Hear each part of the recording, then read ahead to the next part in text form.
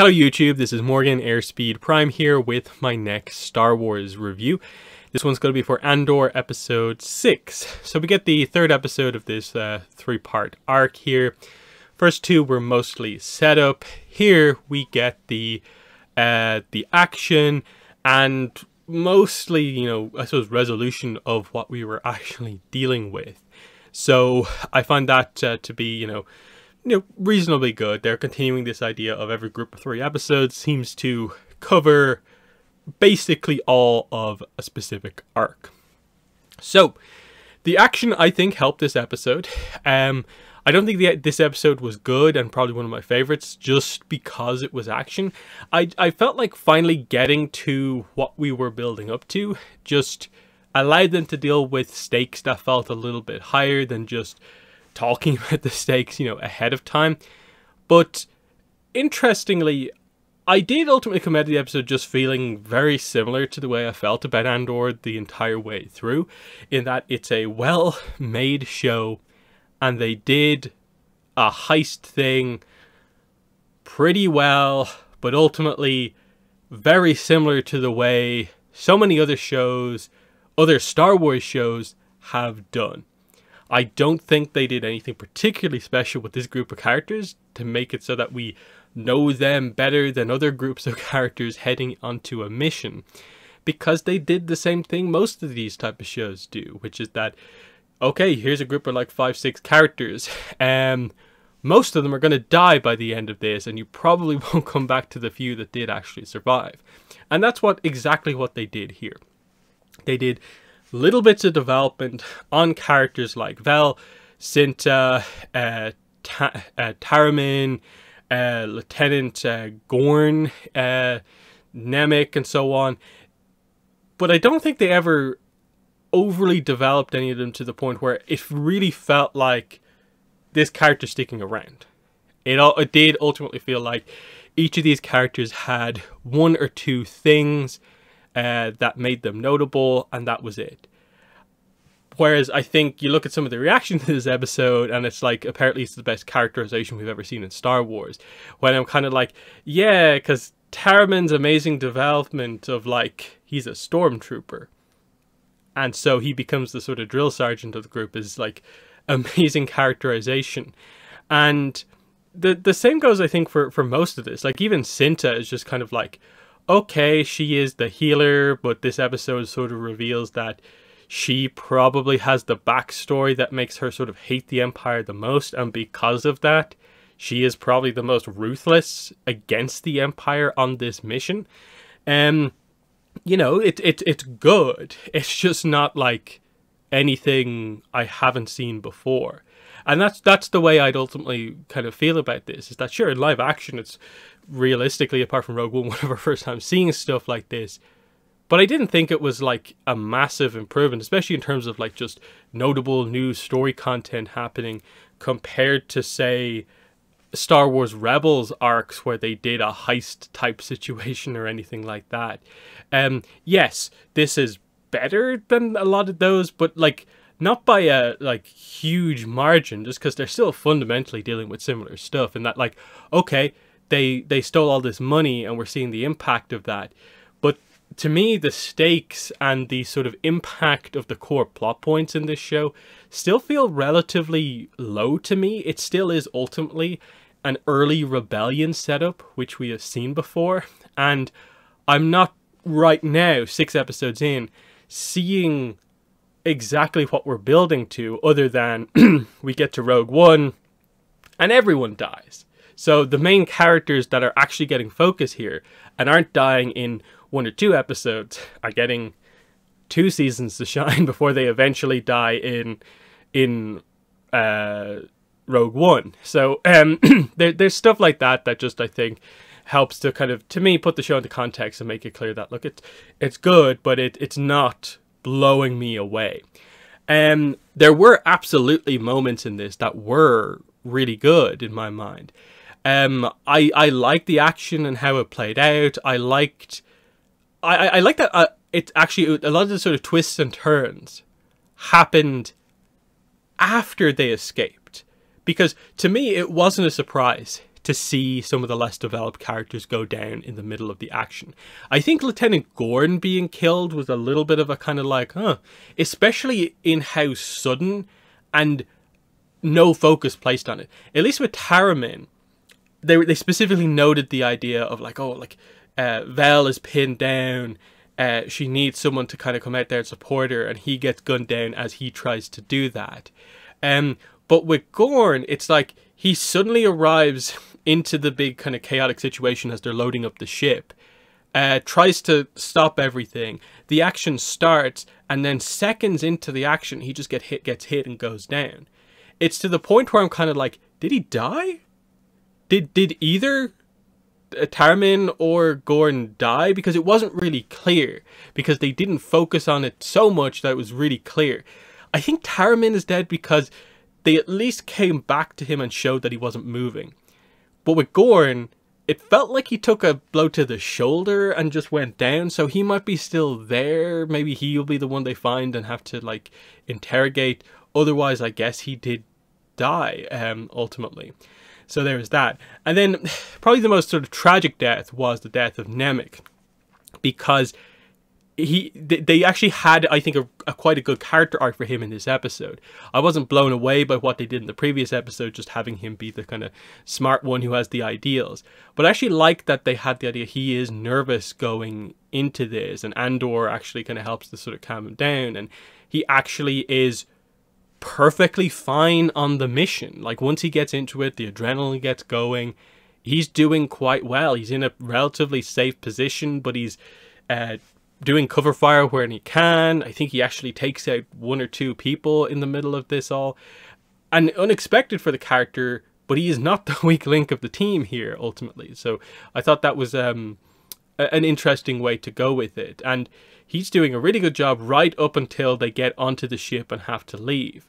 And I liked that they showed how chaotic it was, that, okay, this is a lot of like physical currency to get on board the ship.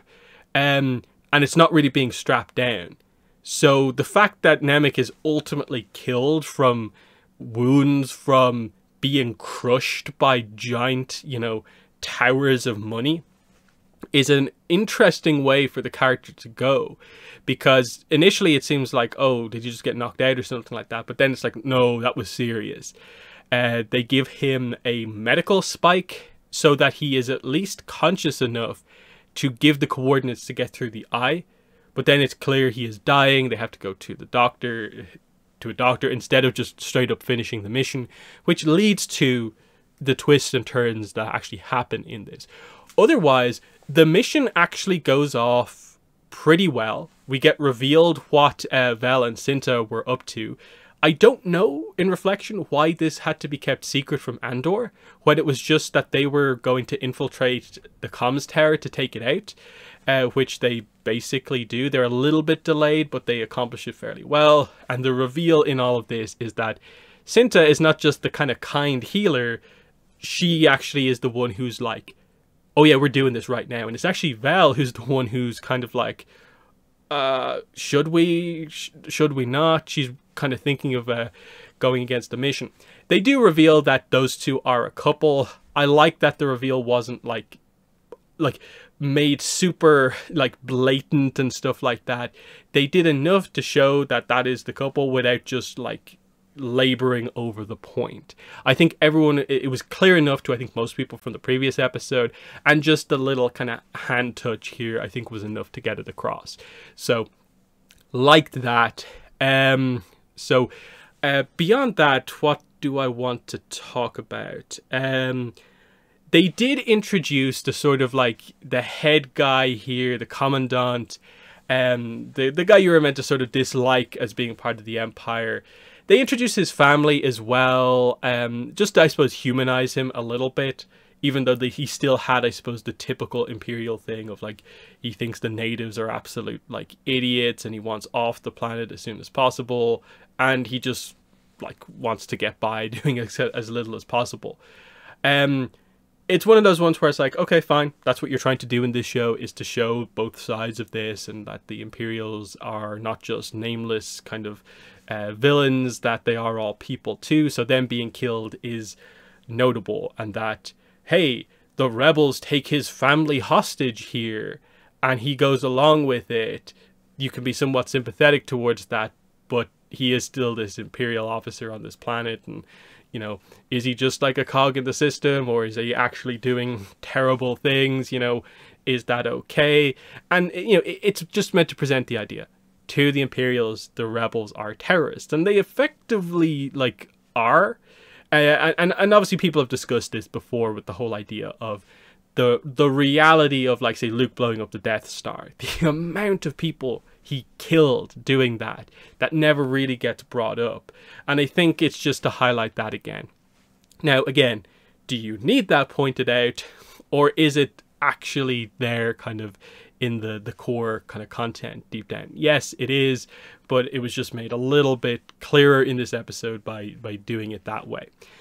They have sort of the slight kind of things go wrong a little bit, because the comm chatter gets picked up by the comms officer from the previous episode, and he's actually the one to bring down a bunch of the troops, which causes the firefight at the end of the episode. So that was sort of interesting, but I think he just gets taken out in the middle of all the action as well. The eye itself, I thought, was actually really cool looking. They started off with just one or two, and I like that they used them as early distractions in, like, the infiltration. But then when it fully came on, it was a really kind of beautiful kind of spectacle going on that everyone was mesmerized by. And you did see the little gap for them to sort of fly through, so that even the TIE fighters couldn't get through. So that was a nice little sequence. It was relatively tense. But I definitely think the strength of this episode came in those kind of ending sequences where they get away, but Nemik is dying. They have to heal him. And Skeen, who up to now has been sort of like he is the one who hates the Empire the most, it seems, wants to revenge the most. He'd be the one most likely to, like, oh, we got to finish the mission. But he actually is like, no, this kid, he's dying. He's the one why we're really doing this. Like, it's his ideology that we're kind of following. We have to heal him. And basically him and Andor make the decision. Vel ultimately agrees with it, and we go on. So we get here, the doctor guy has 4 arms. He's performing some sort of a surgery, but it is in a way shockingly revealed that they lose him. I was convinced it was going to be that he does manage to make it out, but has some sort of, like, prosthetics or something like that, you know, mechanical aspects to kind of keep himself going. But no, it's just that he dies on the operating table. They can't save him. But the bigger scene is that while Vel is in there kind of sort of supporting Nemik throughout the operation, talking to the doctor, Skeen and Andor have this scene where Skeen just sort of comes out and is just like, how much money do you think is in there? Must be like 80 million. How about we split it, like, in half? We each take 40 million and just leave. And it's an interesting one because, again, it's a massive contrast to the way he just was on the ship with terms of getting them here to save Nemik, but now he just wants to, like, abandon them. So I've seen some people interpret this as, like, is it him just testing Andor? And he doesn't really mean this, and it's another final stage of, like, we can trust you or not. Or is this actually what his character was? And he just sort of feigned acting concern for Nemik to get them to a place where they weren't just directly dropping off the money, to allow him to create some sort of a situation like this. It's basically, is there some subtext here, or do we just take it as presented? They definitely could make a plot point out of Andor making a mistake here, but I feel the intent here was that this was the twist of the episode. That they've successfully finished the mission, and all of a sudden, this guy, who's been in a way the most suspicious of Andor, is actually the one who wants to take the money and run. And it gives Andor an interesting situation where, like, he just is like, I think he speaks to Skeen enough to sort of know for sure, like, in Andor's mind, he is convinced Skeen means this and is going to go through with it, and so he kills him. It was sudden, it was brutal, I didn't expect it, and it makes you question things a little bit. And so Andor then acts really quickly, and instead of doing something like where you think he's going to be kind of rational about this, and he goes into Val and is like, he betrayed us, what are we going to do next? And he manages to convince her to trust him. He sort of just accepted that, like, okay, I'm done with this, I'm getting out of here. But he's not trying to steal the money. He takes his payment. He even gives back the Kyber crystal to Val to give back to Luthen. And is going to leave. So Val is left in this weird situation where she doesn't believe Andor about why he killed Skeen, but she also can't really believe, it's unbelievable, that he is not taking the money. So it's this, she's caught between this weird situation of like, well, the fact that he's not taking all the money and he's literally just taking what he was paid for makes me want to trust him a little bit more, but he killed Skeen, who I sort of trust. But do I trust him enough? And I think it's playing on that idea of, like, in the end, Andor could be completely relied on despite being a mercenary, and he got them through this effectively, and did show some care for the rest of the team. And there's, like, questioning going on here. But she is still left there with the doctor and all the money.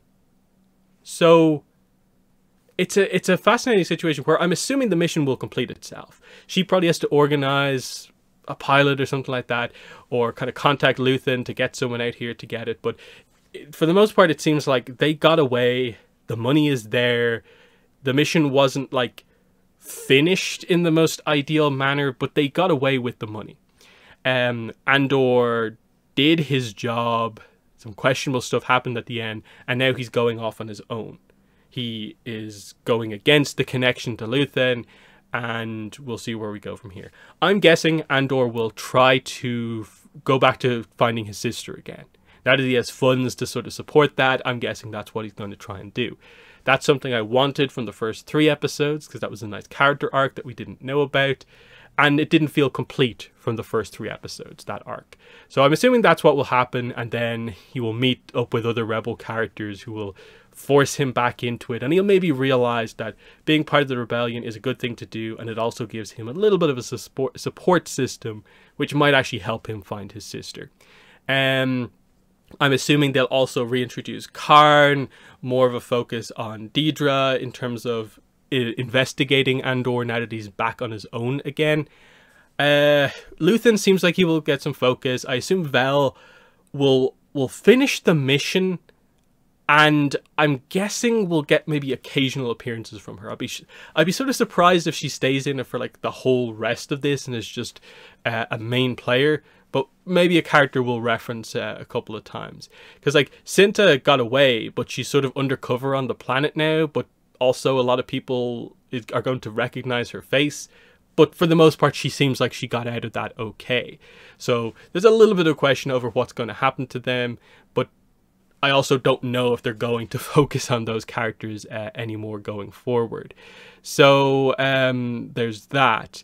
And I think that's most of what I want to say about this one. It's like getting across that, like, it to me is one of the best episodes of Andor. The action definitely did help, but I like that they did a little bit of a different thing with where the twists came in the arc.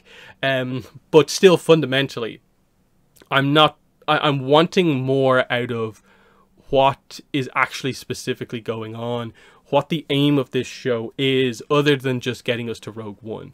Like, I need them to make the slow formation of the rebellion a little bit more interesting than this. I liked seeing Mon Mothma's speech basically being interrupted by the news coming out about this kind of rebel attack, and her not being aware of it, but then stopping her speech to check it out herself. I like the Luthen scene at the end where he was told about it as well, because of course he was told to stop checking on it. So this is him finding out for the first time.